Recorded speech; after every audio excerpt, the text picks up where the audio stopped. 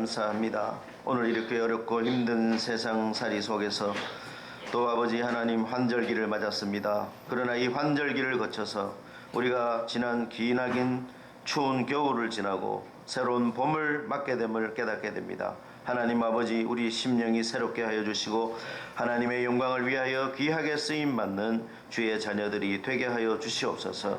아버지 하나님, 우리가 환절기에 하나님 아버지 건강을 하나님 허락하여 주시고 감기 들지 않게 하여 주시고 전염병에 아버지 하나님 들지 않게 하시며 우리의 심령이 새롭게 되어서 하나님 아버지 영육간의 강건함으로 하나님께서 기뻐하시는 일을 많이 행해드리는 건강하고 복된 심령이 되게 하여 주시옵소서.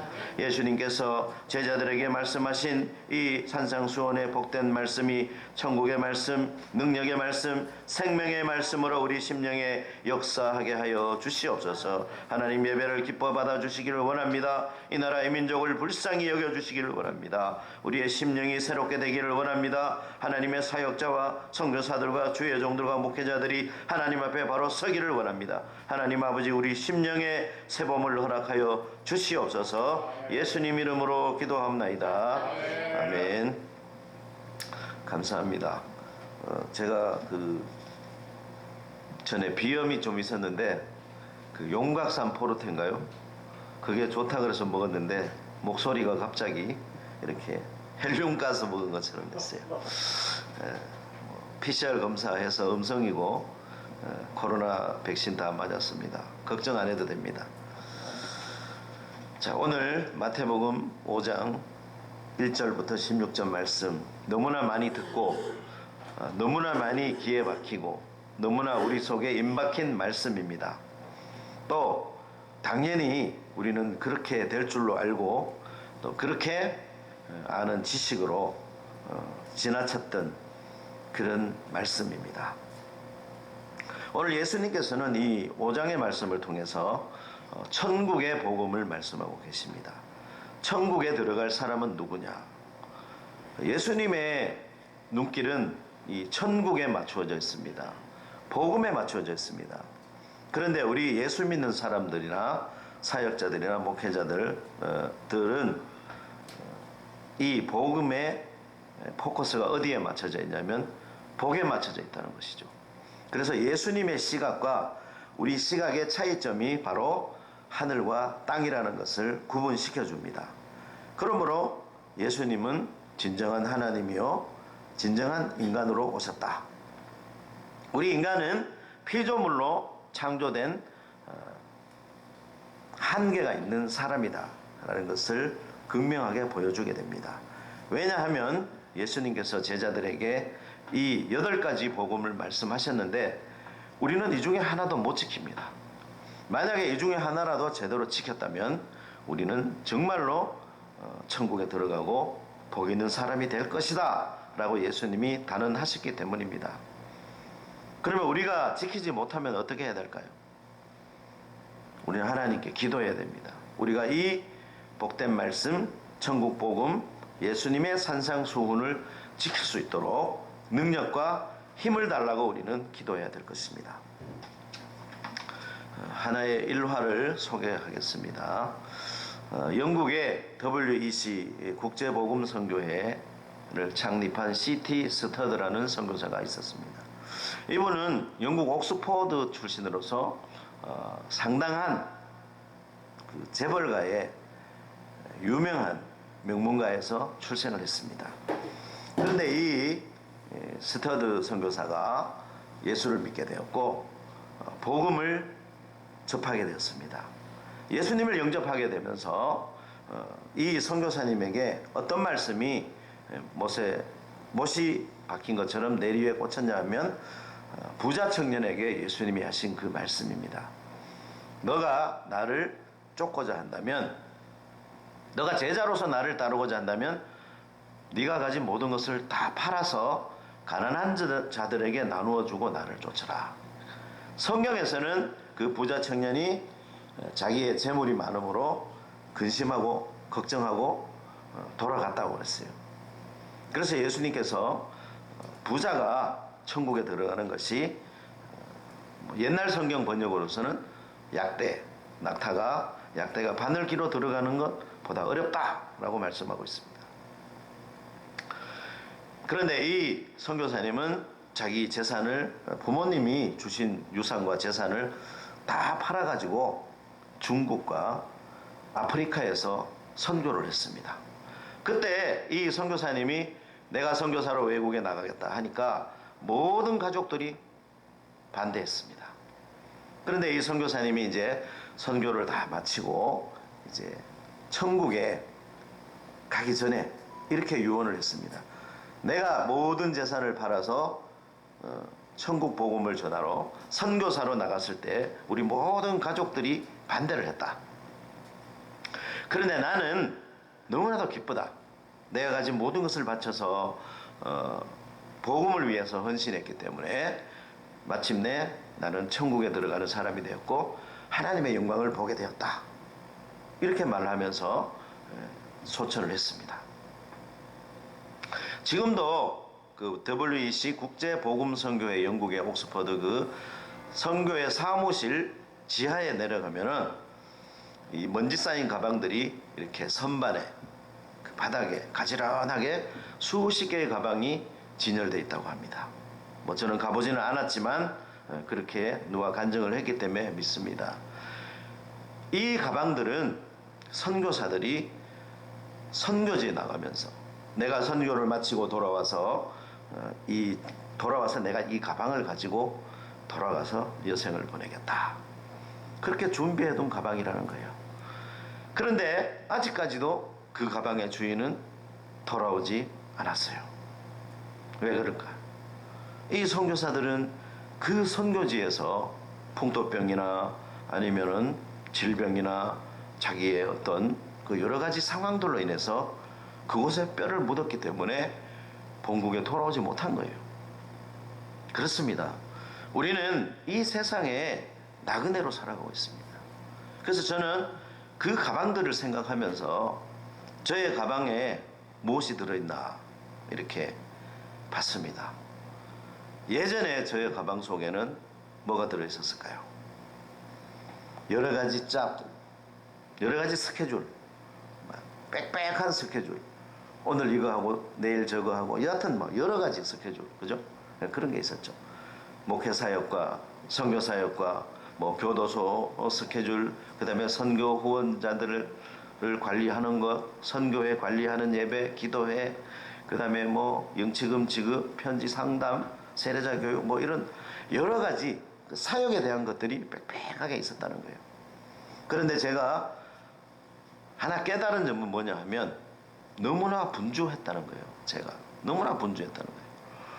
과연 하나님께서 제가 하나님께 드리는 이 헌신과 충성을 기뻐 받으시지만 저의 사역의 열매를 기뻐 받으실 것이냐, 아니면은 내가 사역의 열매를 많이 맺지는 못하지만 하나님 앞에서 모든 것을 내려놓고 청결한 마음으로, 심령이 가난한 마음으로 하나님과의 관계를 더 소중하게 생각하느냐, 거기에 하나님은 관심이 있다는 거예요.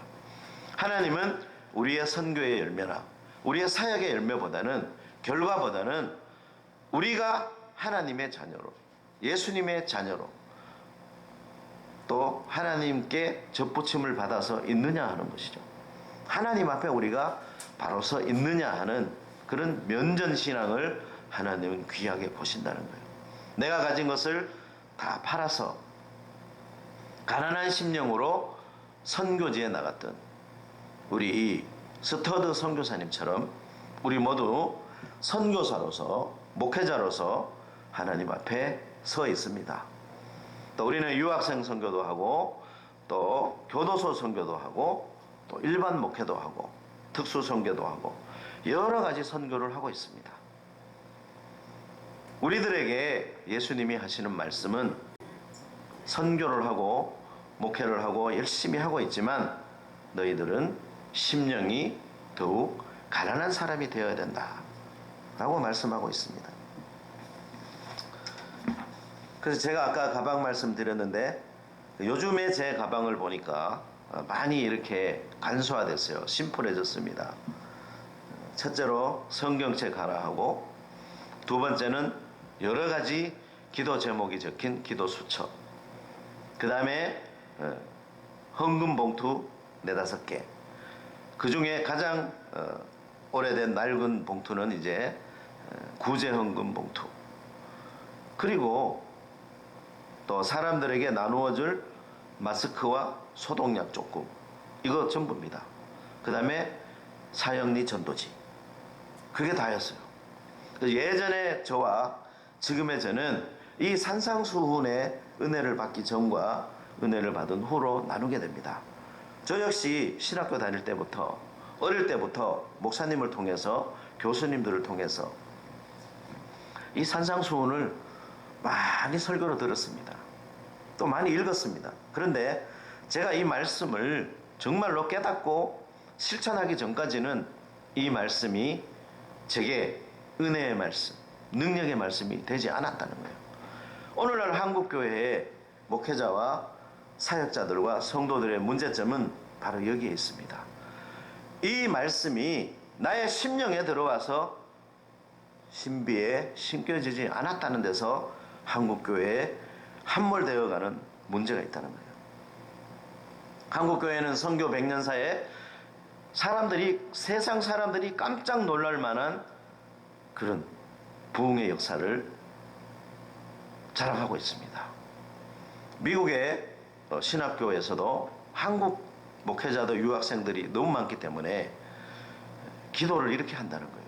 제가 가보지는 않았지만 들은 얘기입니다. 우리 주여 3장하고 기도하잖아요. 하나님 앞에 우리가 기도할 때 부르짖는 기도. 주여 3장을 하는데 외국 사람들이 기도할 때 이렇게 한다는 거예요. 롤드를 외친다는 거예요. 그 다음에 주여를 번역해서 주여 3번을 한다는 거예요. 왜냐? 은혜 충만히 받기 위해서. 은혜를 사모하는 데 있어서는 우리 한국교회가 열심히 했습니다.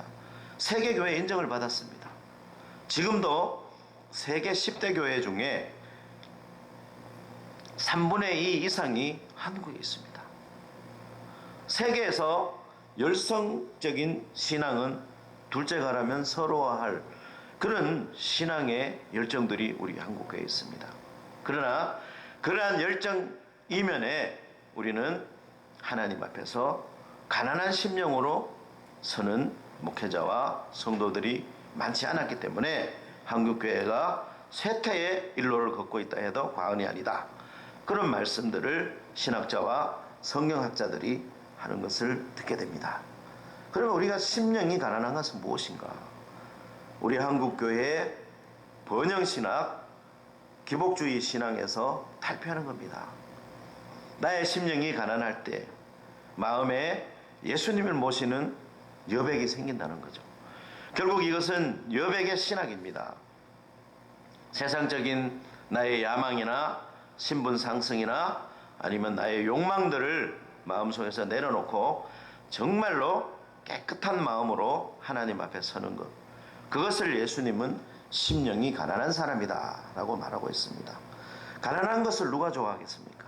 그러나 우리가 심령이 가난하고 청결해야지만이 온유한 마음이 될 수 있고 그 다음에 의에 줄이고 타는 목마름으로 우리가 하나님을 갈망하게 되어 있고 그 다음에 이웃을 긍휼히 여기고 그 다음에 의를 위하여 박해까지 받을 수 있는 순교 신학을 가지게 된다는 것입니다.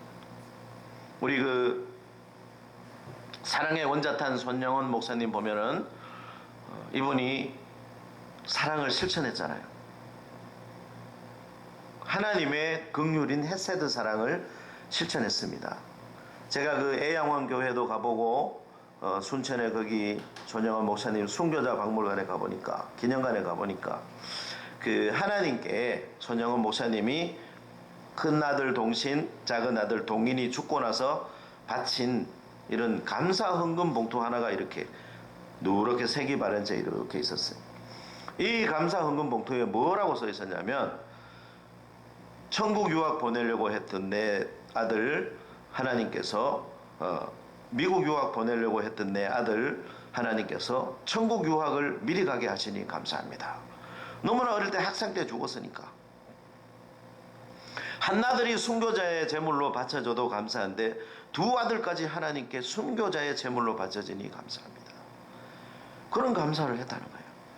제가 그것을 보면서 너무나 참 감동하고 마음에 눈물이 나고, 그래서 그 책을 사와서 아직까지도 힘들거나 마음이 복잡해지고 제 심령에 부유해지려고 할 때, 심령이 부유해지려고 할 때, 심령이 복잡해지려고 할 때 저는 그 손양원 목사님의 책을 꺼내봅니다.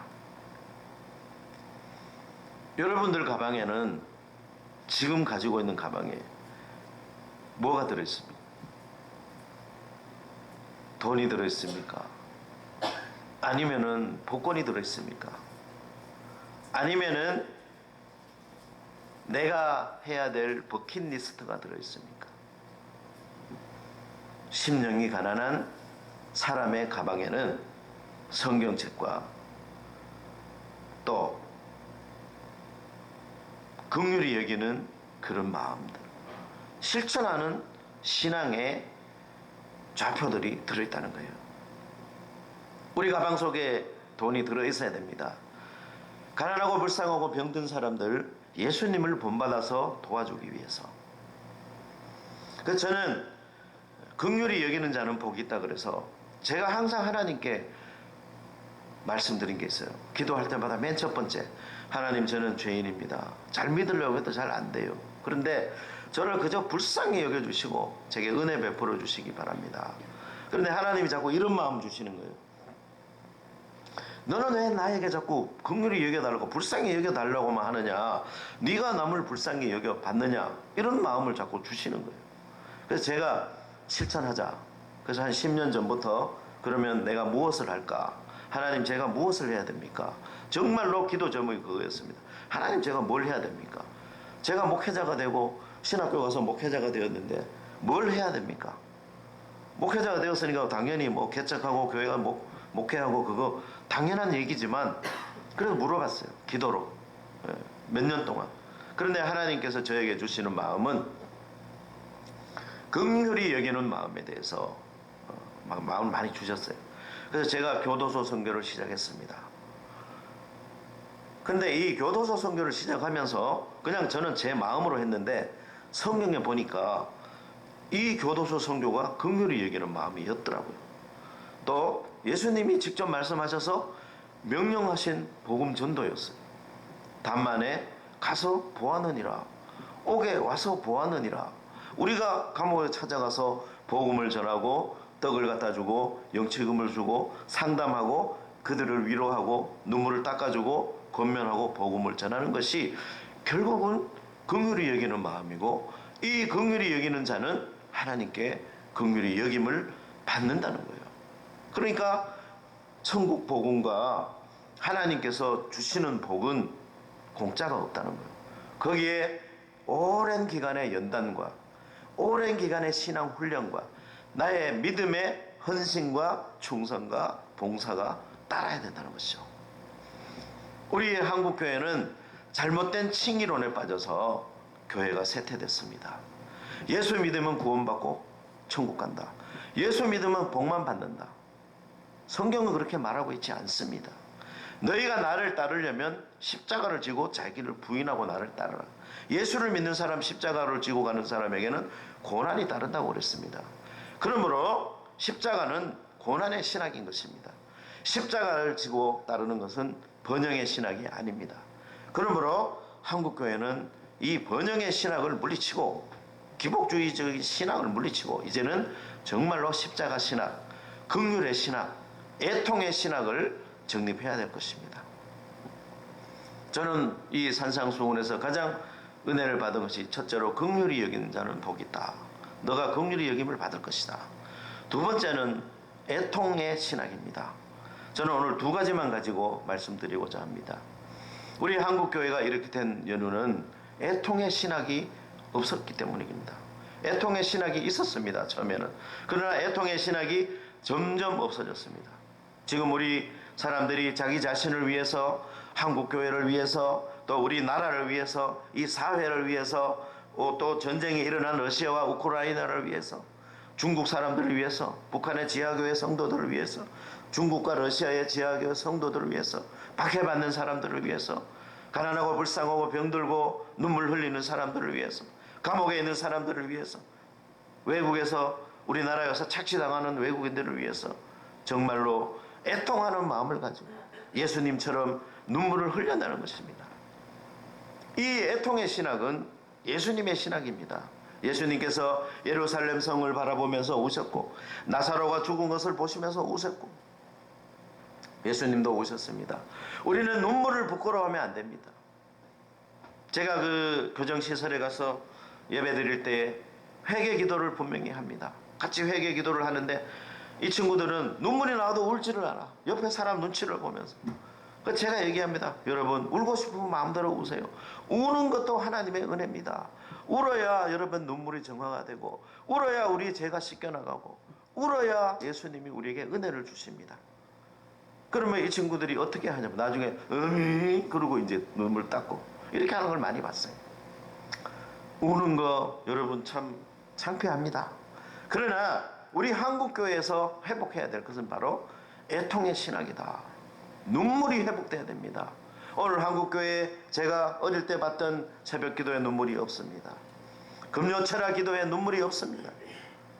주일 예배에 눈물이 없습니다. 참회의 기도가 없습니다. 성찰의 기도가 없습니다. 이런 말씀 드리는 저 자신도 거기에 대해서 자유롭지 못합니다. 그러나 저는 노력합니다.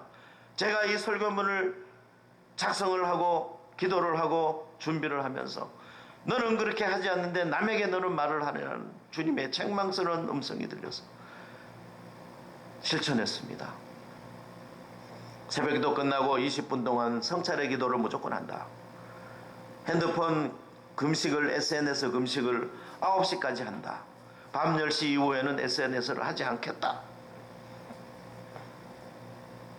하루에 30분은 성경을 읽겠다. 그래서 지난번에 우리 성결교회에서 한 1, 2, 3 운동이라는 것을 다시 꺼내봤습니다. 우리 김현태 목사님이 준 건데 제가 가장 귀하게 생각해서 교회 개척할 때 앞에 놓고 기도했던, 하루에 1시간 기도하고 2시간 성경 읽고 3시간 전도한다. 해봤는데 너무너무 힘든 거예요. 6시간을 해야 되잖아요. 6시간. 밥 먹고 하는 시간 빼면 하루 종일입니다. 종일토록 말씀 읽고 기도하고 전도하고, 말씀 읽고 기도하고 전도하고. 그것이 바로 심령이 가난한 사람이 하는 일이요, 또 남을 긍휼히 여기는 사람이 하는 사역자의 하는 일이라는 겁니다. 오늘 한국교회 저를 비롯한 목회자와 또 선교사들이 또 사명자들이 정말로 예수님이 이 산상수훈에서 하신 이 말씀대로 단 한 가지만이라도 우리가 실천했다면 한국교회는 오늘 이렇게 함몰되어져서 쇠퇴기를 맞이하지는 않았을 것입니다. 코로나 팬데믹 시기 2년 반을 지나면서 정말로 신실한 교회와 신실한 목회자와 선한 목자 밑에 있는 목동과 사건이 많이 가려진 줄 압니다. 말하지 않아도 사람들이 보고 느끼고 깨닫고 판단하고 경험하고 있습니다. 어느 교회가 신실한가? 이 어렵고 힘든 속에서도 방역을 하면서 마스크를 끼고 위험을 무릅쓰고도 예배를 드리느냐? 아니면은 죽음이 겁나서, 아픈 게 겁이 나서 몸을 사리고 주님 앞에 신실하게 서지 못하는가? 라는 것을 세상 사람들이 두 눈으로 똑똑히 다 봤습니다. 사람들이 익히 알진데 하나님께서는 더 잘 알고 계시겠죠. 그러므로 우리는 이 애통의 신학을 다시금 교회 안에 정립해서 하나님 앞에 한국교회가 저부터 회개하고 목회자들과 성도들이, 사명자들이, 선교사들이 회개를 했을 때 하나님께서 우리 한국교회를 회복시키시고 다시금 제사장 나라로 우뚝 세워주실 줄 믿습니다. 우리 이 긍휼의 신학은 예수님의 신학입니다. 헤세드의 신학은 룻기에 나와 있습니다. 보아스가 룻을 불쌍히 여겨서 그 애굽에서 돌아오니까 자기 밭에 있는 그 이삭들을 남겨놓고 이렇게 죽게 했어요.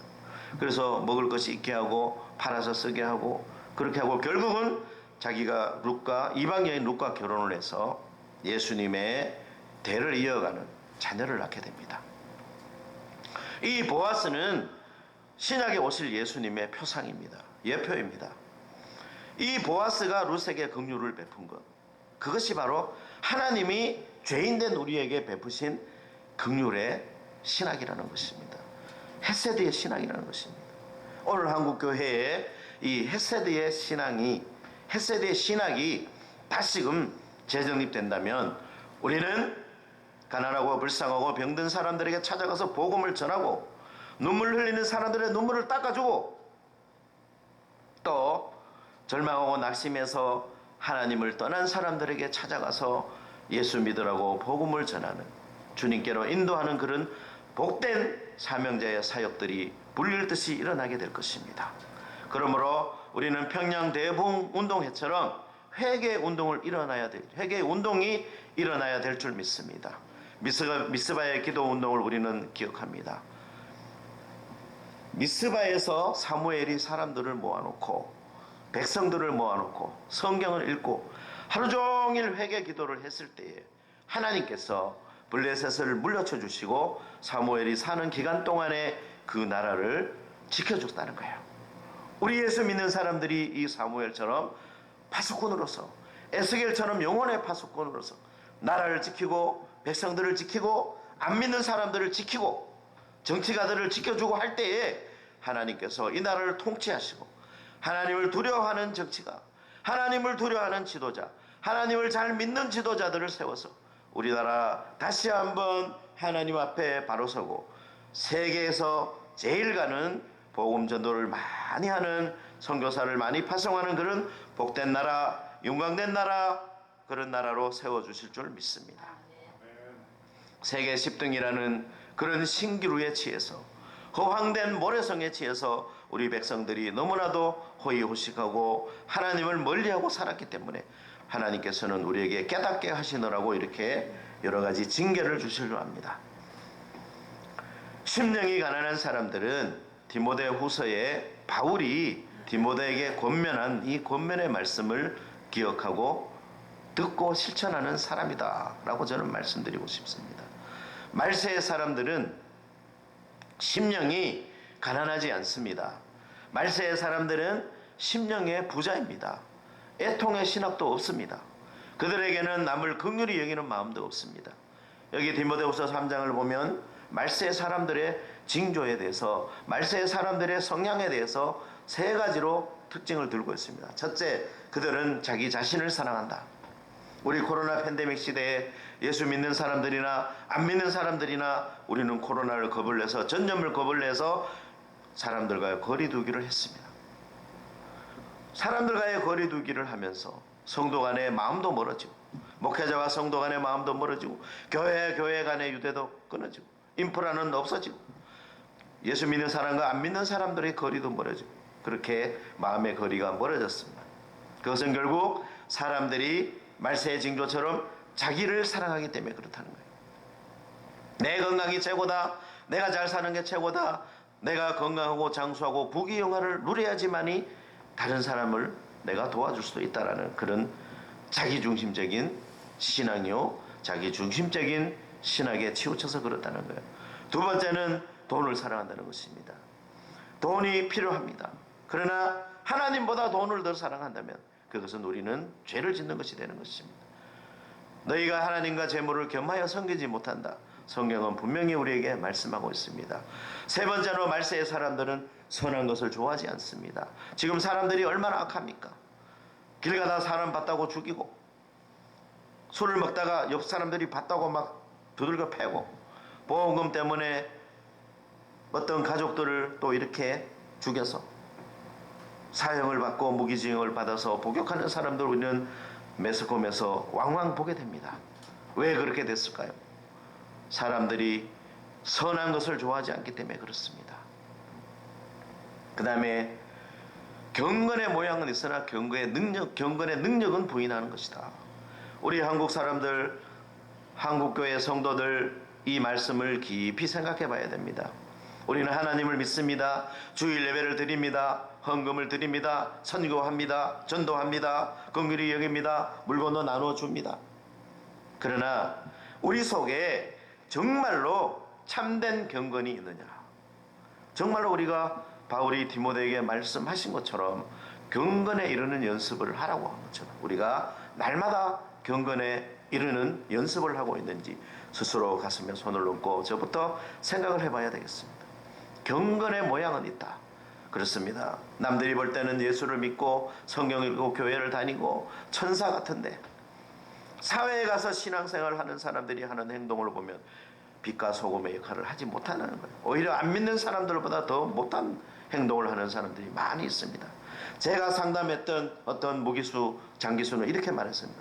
목사님, 나는 예수는 믿는데 교회는 가지 않겠습니다. 예수는 믿는데 교회는 다니지 않겠습니다. 왜 그렇습니까, 형제님? 목사님이나 장로님이나 집사님이라는 분들 이 안에서 만났는데, 죄송합니다 표현이, 그분 표현이 하나도 나를 도와주는 것도 없고 하나도 본받을 게 없고 오히려 더 보면은 밉다는 거예요. 예수를 믿는 사람, 하나님을 믿는다는 사람이 저 모양 저 꼴이냐. 너무나 마음이 아팠습니다. 제 자신을 보는 것 같았습니다. 아, 하나님이 이 사람을 통해서 나에게 말씀하시는구나. 나의 영적인 자화상이 이것밖에 안 되는구나. 제가 거기서 무릎을 꿇고 회개했습니다. 형제님 죄송합니다. 내가 잘못했습니다. 제가 잘못했습니다. 목사라고 건방지고 교만하게 제가 영적인 교만을 가지고 형제님을 무시했습니다. 미안합니다. 죄송합니다. 같이 울었습니다. 그 이후에 이 형제는 어떻게 변했겠습니까? 만나면 찬바람이 돌고 비웃음이나 조소가 섞인 그런 얼굴로 저를 보던 사람. 목사님 안녕하십니까? 이렇게 배꼽 인사를 하는 걸 봤습니다. 여러분 그렇습니다. 우리의 심령이 가난할 때, 정말로 내가 애통하는 마음으로 형제를 사랑할 때, 긍휼히 여기는 마음을 가지고 그 사람에게 다가갔을 때 하나님께서 우리를 긍휼히 여겨주신다는 것입니다. 오늘 8가지 예수님이 말씀하셨지만 시간상 다 말씀 못 드렸지만 우리 저와 여러분들께서는 오늘날 한국교회가 다시 서는 길은 이거다.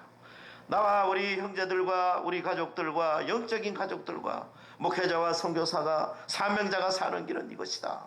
우리 유학생 선교 연합기도에 모이는 사명자들이 사는 길은 이거다. 첫째로 우리는 심령이 가난한 사람으로 하나님 앞에 서자. 두 번째는 애통의 신학을 정립하자. 세 번째는 긍휼의 신학을 마음에 가지자. 마지막으로 코람데오 하나님 앞에서 우리가 조심하면서 겸손하고 온유한 사람으로서 날마다 하나님 기뻐하는 일을 행하기 위해서 빛과 소금의 역할을 감당하는 착하고 충성된 주의 종이 되자. 이 말씀을 우리가 명심하면서 하나님께서 주신 사명을 잘 감당하시는 저와 여러분 되시기를 주의 이름으로 축복합니다. 아무쪼록 이 어려운 코로나 팬데믹 시대의 끝이 보입니다. 이제 코로나도 자기 자신도 지쳐서 이제는 많이 힘이 약해졌습니다. 정말로 아파서 힘든 사람들은 격리가 되어서 치료를 받아야 되겠지만 집안에서 격리되어서 치료받는 사람들 우리가 찾아가서 또 그들에게 약도 주고, 또 우리가 약 중에 가장 좋은 약이 있지 않습니까? 가장 최고의 약은 신약과 구약이다. 그 말씀도 드리고, 또 우리가 긍휼히 여길 때 그 사람들이 또 예수 믿는 사람들을 다시 보게 될 것입니다.